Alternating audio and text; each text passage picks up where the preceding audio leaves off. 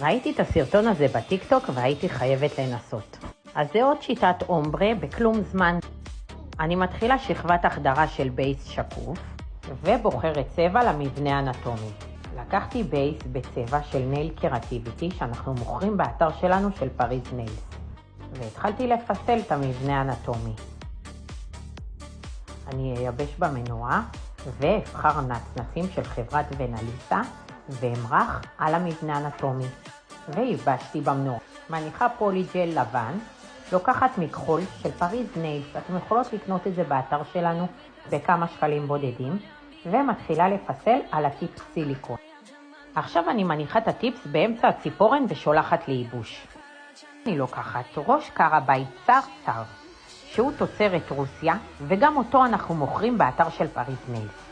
ואני אתחיל להוריד מדרגה. לאחר שהסרתי את הטיפס, יש מעין מדרגה קטנה. אני מתחילה לשאף אותה, שימו לב. ממש בעדינות, כדי לא לגעת במבנה האנטומי שמתחת. לאחר שסיימתי, אני מעט יוריד את האבק עם מברשת, ומה שנשאר לי זה לסדר צורה עם קצירה, וזהו, תראו איזה קלות של אומברה. אני עוברת לטופ של נייל קרטיביטי, אני מורחת טופ, שכבה נדיבה, שיהיה לי הרבה ברק. אז מה אתם אומרות, רוצות קופון על כל המוצרים האלו?